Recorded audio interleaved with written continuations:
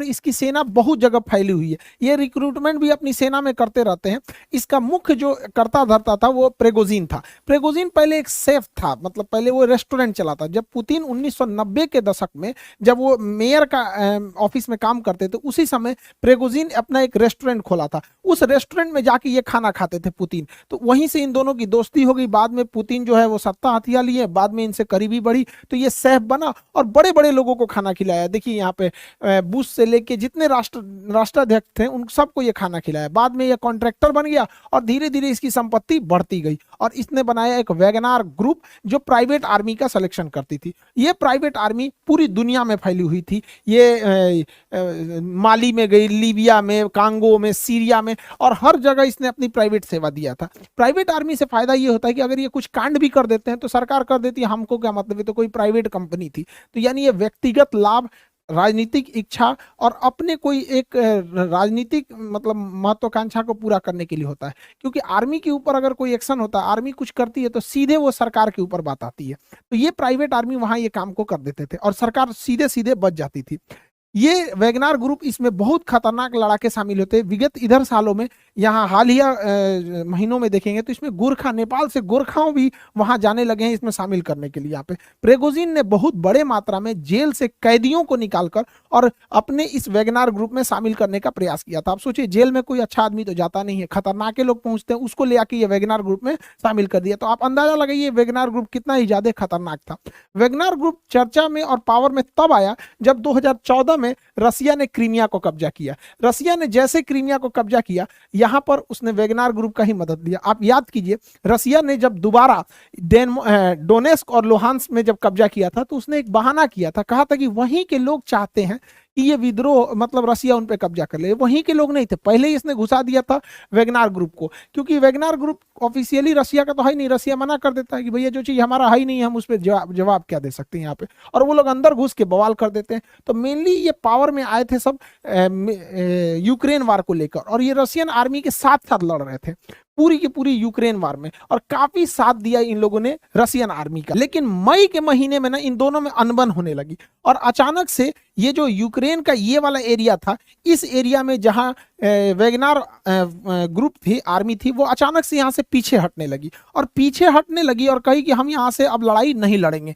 ये खेरसन वगैरह से पीछे हटने लगी थी, यहाँ पे बहुत ज़ेपोरिज़िया वगैरह से ये पीछे हटने लगे थे सब। और अल्टीमेटली क्या हुआ, 20-21 जून के बीच में ये लोगों ने बहुत खतरनाक रूप ले लिया और पीछे हटते हटते ये यूक्रेन छोड़ के और रसिया के शहर रोस्टोव पे कब्जा कर लिया। अब रसिया का शहर रोस्टोव इसलिए जरूरी है कि पूरी यूक्रेन लड़ाई में इस साइड का जितना कमांड सेंटर और लॉजिस्टिक सेंटर है वो रोस्टोव ही है, यहीं से सारा सामान जाता है। इन लोगों ने रोस्टोव शहर को कब्जा कर लिया, और यहाँ एक हाईवे है M4 हाईवे। ये हाईवे सीधे मॉस्को तक जाता है। मॉस्को यहाँ से 1000 किलोमीटर है, 1000 किलोमीटर है रोस्टोव से मॉस्को। ये लोग मॉस्को मार्च निकाल दिए, और प्रेगोजिन जो है इसका अध्यक्ष, उसने कह दिया कि बहुत जल्दी हम रसिया को एक नया नेतृत्व प्रदान करेंगे, मतलब तख्ता पलट की कोशिश थी।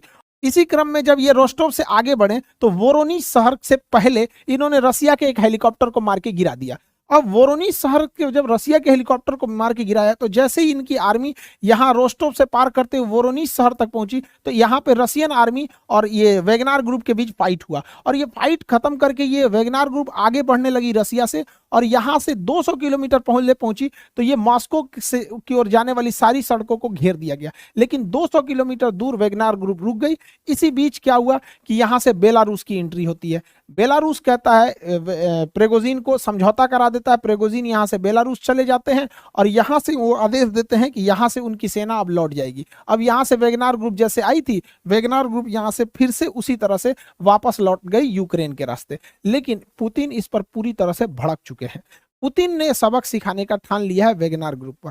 देखिए एक्चुअली हुआ क्या था, इसके पीछे जांच के बाद क्या पता चला उसको हम लोग समझते हैं। देखिए सारी कहानी होती है, अचानक से ये 2 दिन का तख्ता पलट शुरू होता है, और ये बेलारूस के लुकाशेंको, तो लुकाशेंको के इंटरफेयर के बाद अचानक एक दिन में तख्ता पलट खत्म हो जाता है। ये इतना चुटकी में नहीं है। हालांकि आप समझ सकते हैं पुतिन कितना पावरफुल इंसान और कितना इनका पकड़ होगा कि चौतरफा ये प्रतिबंधों से घिरे हुए हैं, पूरे यूरोप भर पानी पी गरिया रहा है, यूक्रेन में लड़ाई लड़ रहे हैं, और अंदर तख्ता पलट की बवाल हो रहा है, फिर भी 2 मिनट में सुलझा दिया ये इंसान। देखिए हो रहा क्या था यहाँ पे, ये सब चीज पहले से पुतिन की चाल थी। समझिए पुतिन ने क्या किया, जब वेगनार ग्रुप का सहारा लेना था तो वेगनार ग्रुप का सहारा लेने के लिए इन्होंने, पुतिन ने पूरी यूक्रेन वार की जिम्मेदारी अब जनरल सर्जेई सुरोविकिन को, ये जो थे ये वेगनार ग्रुप के सपोर्टर थे, ये वेगनार ग्रुप को प्रॉपर सपोर्ट कर रहे थे और वेगनार ग्रुप जो थी अपने पूरे लड़ाकों के साथ घुस गई यूक्रेन की लड़ाई में। और ये सर्जोई थे, ये पूरी तरह वेगनार ग्रुप को हथियार, पैसा, लॉजिस्टिक सब सप्लाई कर रहे थे और इन्हीं के दम पर बहुत तेजी से यूक्रेन पे कब्जा कर लिया गया। लेकिन ये लोग थोड़ा ज्यादा मन बढ़ गए थे, इन लोगों को लगता था कि यही रसिया को कंट्रोल कर रहा है। ये बहुत ज्यादा मन इनका जब बढ़ने लगा तो पुतिन ने कहा कि भैया अब हमको अपनी ओरिजिनल चाल पे आना पड़ेगा। इसने क्या किया, सेर्जेई को पद से हटा दिया और सेनापति बना दिया, अगला जनरल जो नियुक्त कर दिया जिसके कंट्रोल में पूरी यूक्रेन वार होनी थी वो बना दिया वेलेरी जेरासिनोव। इस स्टूडेंट का नाम वो होता है, लगता है दवाई वही का नाम है, वेलेरी जेरासिनोव, इनको बना दिया सेनापति। अब भैया ये ठहरा इसके खिलाफ, इनके खिलाफ इसने क्या किया, इनको पैसा देना रोक दिया, इन्हें लॉजिस्टिक सप्लाई देना रोक दिया, हथियार देना रोक दिया, खाना पीना सप्लाई रोक दिया। अब ये भैया ही भड़क गया, ये बोला भैया तुम तो बहुत अच्छा थे, ये इन दोनों में पहले से खुन्नस चलता है भैया यहाँ पे। इसने चढ़ा दिया इसको कि एक काम करो तुम पुतिन के खिलाफ ही बगावत कर दो। पुतिन का तो यही चाल था भैया कि पहले तुम ही को हम आगे बढ़ाएंगे और तुमसे हम जीतेंगे, कूचाएगा तुम तभी मेरा ही फायदा, कूच देगा यूक्रेन को तभी मेरा फायदा। ये बेचारा फंस गया इसी चक्कर में। यहाँ पर आ गए वेलेरी जेरासिनोव, ये पूरी तरह से सप्लाई रोक दिए, जिस वजह से ये भड़क गया और कहा हमें हथियार नहीं मिल रहा है, पैसा नहीं मिल रहा है, सप्लाई नहीं मिल रहा है, खाना नहीं मिल रहा है, लॉजिस्टिक नहीं मिल रहा है, सपोर्ट नहीं मिल रहा, हम जाके मास्को पे चढ़ जाएंगे। कहा सजरा तो नहीं आओ तोरा बताते हैं। पहले से लुकाशेंको को रेडी रखा गया था, इसी बीच ये लोग आ गए और पूरी तरह से एक दिन में सारा मामला खत्म हो गया और वेगनार ग्रुप कमजोर हो गया। देखिए अमेरिका इस घटना का थोड़ा भी विरोध नहीं किया, हालांकि रूस के हर एक मामले में अमेरिका विरोध करता है, लेकिन अमेरिका ऐसा नहीं किया क्योंकि अमेरिका की भी प्राइवेट आर्मी है। जिस तरह रसिया की वेगनार ग्रुप है वैसे अमेरिका की भी प्राइवेट आर्मी है ब्लैक वाटर। ब्लैक वाटर ये आर्मी सस्ती पड़ती है, प्राइवेट लेना सस्ता पड़ता है, इनको सैलरी दो काम खत्म, कोई एक्स्ट्रा बेनिफिट देने की जरूरत नहीं है, क्वार्टर, हॉस्टल, स्कूल ये सब कुछ देने की जरूरत नहीं है। ये इतना खतरनाक है ब्लैक वाटर ग्रुप की ये सेम रसिया की वेगनार ग्रुप की तरह है। इसकी ही सेवा अमेरिका ने लिया था इराक वार में। इराक पे जब अमेरिका ने कब्जा कर लिया तो उसकी सिक्योरिटी वगैरह के लिए इसलिए कंसल्ट किया था। ये लोग किसी को गोली मार देते हैं, कोई जवाबदेही नहीं है ना ही कुछ है, अमेरिका पल्ला झाड़ लेता है भैया ये क्या हुआ यहाँ पे। एक बार एक इराक में एक गाड़ी आ रही थी, इन लोगों ने उस गाड़ी के ऊपर हमला कर दिया, बेचारे 2007 की यह घटना है, उसमें 17 सिविलियन लोग मर गए वहां पे, तहस नहस हो गया। आज इराक का क्या हाल है, बर्बाद करके चले गए सब, यहाँ पे तहस नहस कर दिया यहाँ पे। बाद में इसकी बहुत छीछालेदर हुआ, किरिकिरी हुई तो इसका नाम बदल के एकेडमी रख दिया गया, दोनों बात बराबर ही। लेकिन इस तरह के मामले में अमेरिका नहीं बोला होगा, तो मतलब ये हम बता रहे हैं कि देखिए अमेरिका क्या चीज करता है। अब इसमें अपने मेन टॉपिक पे आते हैं, ये बेचारा फंस गया। अब जब ये फंस गया तो पुतिन प्रेगोजिन को कहा कि आप चले जाइए बेलारूस। बेलारूस पुतिन का एकदम समझिए सेकंड हाउस कहा जाता है पुतिन को, और यहाँ पुतिन भेज दिया किनको, इनको प्रेगोजिन को, और कह दिया गया कि आपकी सेना का मर्जर कर दिया जाएगा। अब जितने भी वेगनार ग्रुप की सेना है उन सेना का मर्जर कर दिया जाएगा रसिया में एक अलग बटालियन बना दी जाएगी, वेगनार ग्रुप का अलग बटालियन, उसका कमांड रसिया ही देखेगा, सब कुछ देखेगा यहाँ पर, और इनको ना बेलारूस में रख दिया गया है। इसके अलावा जो इनका सपोर्ट करने वाले ये जो सेर्जेई सेनापति थे ये गायब है रसिया में, अभी मिल नहीं रहे, इनकी पत्नी खोज रही है, फोन लगा रहे हैं नहीं मिल रहा है, फोन लगबो नहीं करेगा। चलिए अब आगे समझते हैं, यहाँ पे समझा गया कहाँ है पता ही नहीं चलता है यहाँ पे, अब उनका फोन नहीं लग रहा है। आगे देखते हैं हम लोग, यहाँ पे देखिए ध्यान से। तो ये इनको बेलारूस भेज दिया गया इनकी पूरी सेना में। अब क्या किया गया है, अब कमांड दिया गया चेचन लड़ाके जो यहाँ पे रमजान कादिरोव को। पुतिन के सबसे भरोसेमंद अगर कोई है वो रमजान कादिरोव है। ये चेचन लड़ाके ये सबसे खूंखार माने जाते हैं। अब जो लड़ाई का रुख होगा वो कंप्लीट चेंज हो जाएगा, जो पहले नहीं हुआ था अब होगा। अब रसिया भयानक रफ्तार से हमला करेगा और यूक्रेन पे 3 तरफा हमला कर देगा। अब प्रेगोजिन जो है वो बेलारूस से हमला करेगा अपने वेगनार ग्रुप के लड़ाकों के साथ। तो यहाँ बेलारूस से हमला कर देगा प्रेगोजिन, और यहाँ रसिया से हमला करेगी उसकी मेन आर्मी। और ये रसिया का ये एरिया चेचन्या कहलाता है। चेचन्या में चेचन फोर्सेस को लेके आगे बढ़ेंगे ये रमजान कादिरोव। अब ये तीन ओर से तबातोड़ हमला होगा यहाँ पर यूक्रेन में। अब यूक्रेन को कोई बचाने वाला नहीं आएगा और ये हमला तेज हो भी गया है। देखिए यूक्रेन का ये एरिया जो है, ये एरिया में इसके सबसे बड़े परमाणु रिएक्टर में आते हैं। यहाँ पर ज़ेपोरिजिया नाम है, ये नाइपर नदी के किनारे शहर है ज़ेपोरिजिया। ज़ेपोरिजिया में यूरोप का सबसे बड़ा परमाणु रिएक्टर है और यहाँ एक ही जगह में 6 परमाणु रिएक्टर है। देखिए 1 2 3 4 5 6, पूरे यूरोप का सबसे बड़ा परमाणु रिएक्टर है। अगर एक भी रिएक्टर में ब्लास्ट हुआ तो भयानक तबाही होगा। ऐसे ही तबाही यूक्रेन एक बार देख चुका है। 1986 में इसका एक शहर था जिसका नाम है चेर्नोजेम। चेर्नोजेम में 1986 में एक रिएक्टर में ब्लास्ट हो गया था, केवल एक रिएक्टर में ब्लास्ट हुआ था और वो रिएक्टर इससे छोटा था। अभी क्या है, ये उससे अगर इनमें ब्लास्ट होता है इन रिएक्टर्स में तो उससे 10 गुना ज्यादा तबाही मचाएगा और यूक्रेन ही नहीं पूरा यूरोप बर्बाद हो जाएगा अगर इसमें ब्लास्ट हुआ तो। आप सोच सकते हैं कि ये रिएक्टर की सेफ्टी कितनी जरूरी है, लेकिन आपको लगता है ये सेफ्टी जरूरी है, लेकिन जरा ध्यान दीजिए ये वही रिएक्टर है 6 ठो जो हम आपको सैटेलाइट इमेज में दिखा रहे हैं। 6 रिएक्टर दिखेंगे, 1 2 3 4 5 6 ये रिएक्टर है और ये देखिए धमाका कहां तक हुआ है। ये रिएक्टर के कितने पास धमाका हुआ है और इसमें रशियन आर्मी घुस चुकी है। रशियन आर्मी घुस चुकी है। 1 साल से ज़ेपोरिजिया पे रशियन आर्मी का कब्जा है। यूक्रेन की आर्मी इस पे कब्जा कर ही नहीं पा रही थी, कितनों कोशिश की नहीं कब्जा कर पाई, लेकिन अचानक से यहां से भागने लगी रशियन आर्मी। रशियन आर्मी इसको खाली करके जाने लगी, उसको आदेश आया तुम खाली करो, ज़ेपोरिजिया खाली करके वापस आओ।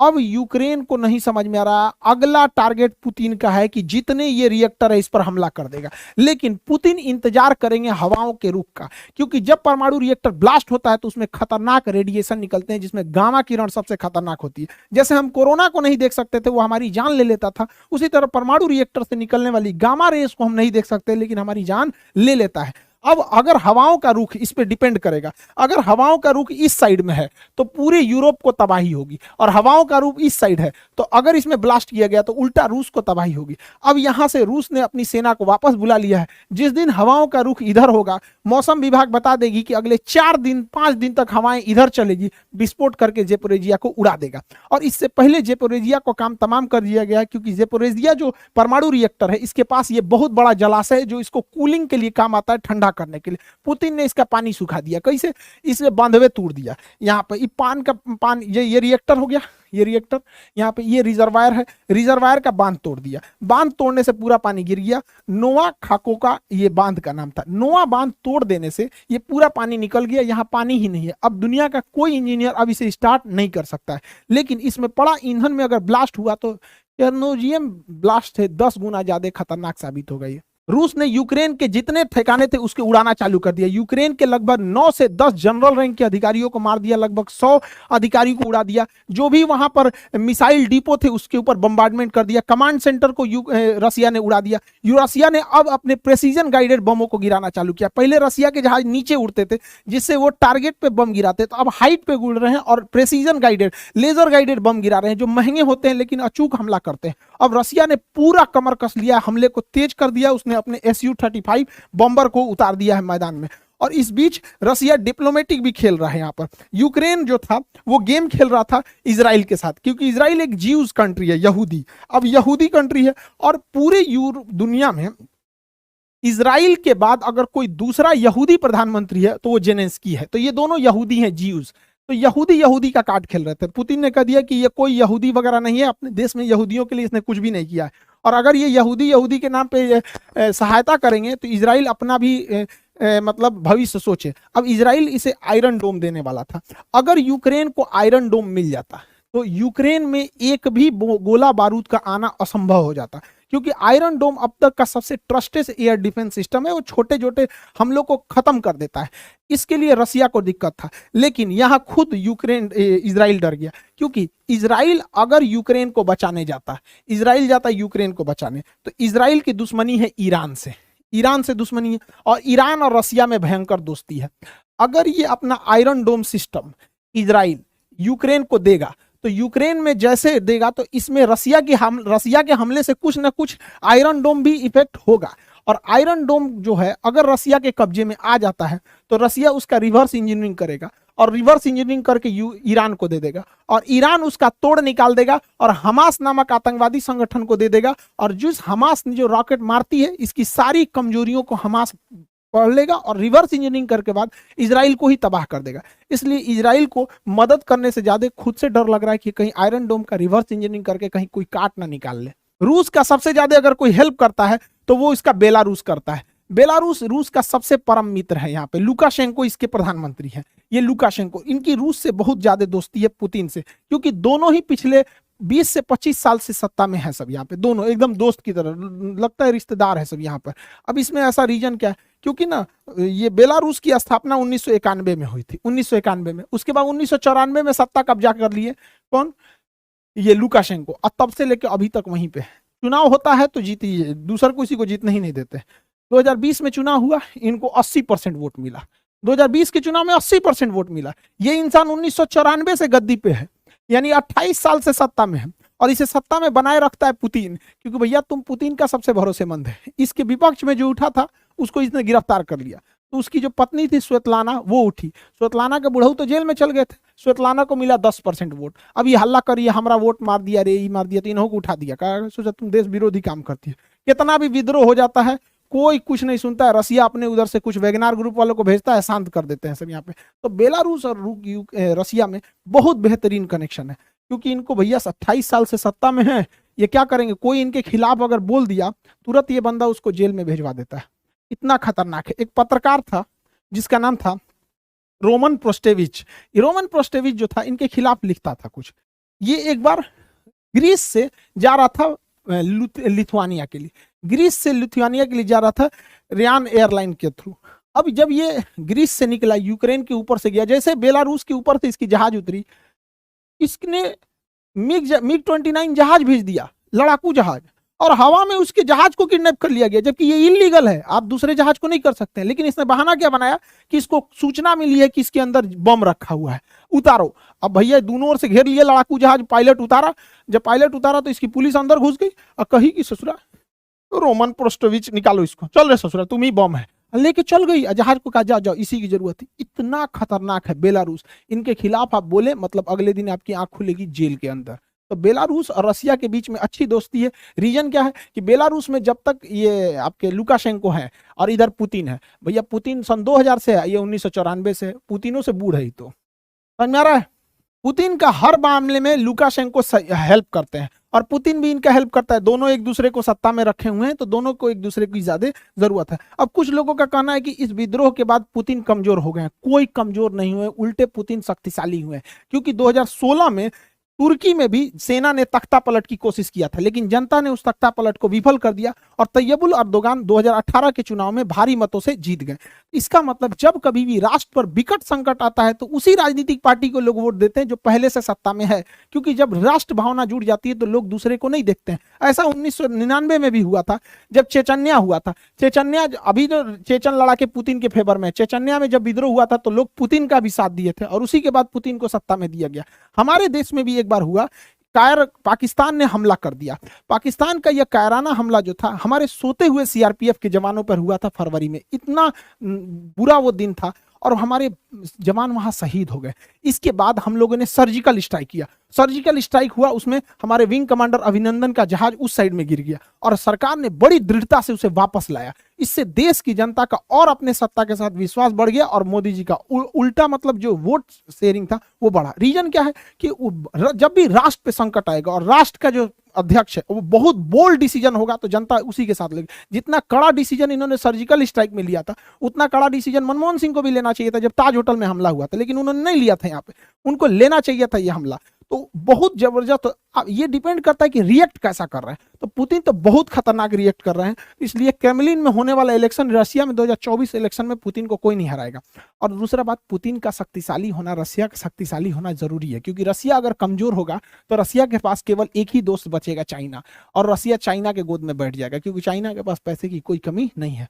और चाइना पे रसिया गया तो दिक्कत है, क्योंकि हमारे इंडियंस का 70% हथियार जो है वो रसिया से है। हमारी पूरी डिफेंस इंडस्ट्री रसिया पे है, इसलिए रसिया का शक्तिशाली होना जरूरी है, वरना वो चाइना के गोद में बैठ जाएगा। और चाइना के गोद में पहले से पाकिस्तान बैठा हुआ है। आई होप आप इस टॉपिक को समझे होंगे। अब यूसीसी यूनिफॉर्म सिविल कोड समान सिविल संहिता क्या है, इस पर एक वीडियो बना देंगे, उसके बाद फ्रांस पे क्या क्रांति हो रही है उस पर बना देंगे। यूपीएससी 2 बैच जो है वो स्टार्ट हो गया है, मतलब 4 जुलाई को स्टार्ट हो जाएगा यहाँ पे, इंडिया के सबसे बेस्ट फैकल्टी के साथ सबसे मिनिमम फीस में यहाँ पर। तो जो लोग यूपीएससी की तैयारी करने में लगे हैं, आप लोग पूरी तरह से कमर कस लीजिए बेहतरीन से तैयारी करने के लिए और अपने सपने को साकार